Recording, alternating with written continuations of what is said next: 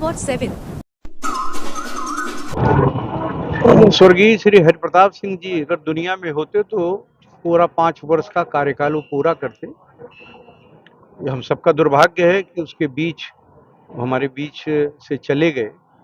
जो शेष कार्यकाल है वह उनकी पत्नी का हक है उस पर, और जनता ने अभी तक जो विश्वास भारतीय जनता पार्टी के प्रति पिछले 25 वर्षों से व्यक्त किया है, इस चुनाव में भी जनता का जो रुझान देखने को मिल रहा है वो स्पष्ट है कि भारतीय जनता पार्टी प्रचंड बहुमत से 17 तारीख के मतदान के बाद गणना में जीतेगी। कुछ सभासद नाराज भी हैं और कुछ लोगों ने नामांकन भी किया है, इसके बारे में क्या कहना?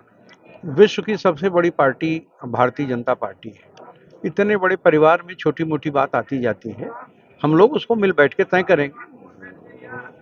ये चुनाव अगर देखा जाए तो क्या 2027 की तैयारी माना जाएगा? नगर का चुनाव है। अभी हमारे नगर के बहुत ही योग्य विधायक हैं राजेंद्र मौर्य जी, बहुत ही लोकप्रिय हैं, जनता में बहुत सुलभ रहते हैं। तो इस चुनाव का 2027 के चुनाव से कोई मतलब नहीं है, लेकिन विधानसभा और लोकसभा चुनाव का ये हिस्सा है। तो एक एक व्यक्ति का महत्व भारतीय जनता पार्टी के लिए है। मैं तो ये मानता हूं कि जीवन भर भारतीय जनता पार्टी पर जनता की कृपा रहे। 2027 नहीं, जब तक हम लोगों का जीवन रहे तब तक जनता का इसी तरह से भारतीय जनता पार्टी के प्रति प्यार रहे और कमल इस धरती पर खिलता रहे।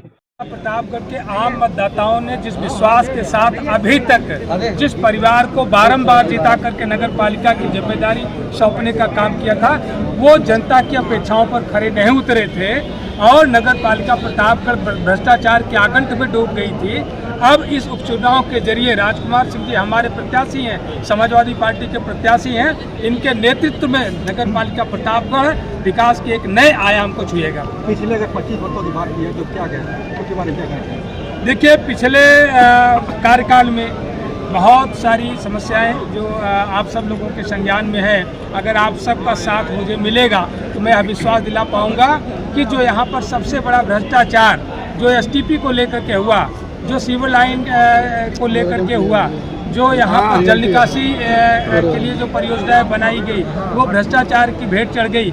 तो अगर आपका साथ मिलेगा तो विश्वास के साथ मैं कहता हूँ कि उसमें जो पाप हुआ था उसका भी प्रायश्चित कराने का काम करेंगे और विकास का नया आयाम भी देने का काम करेंगे।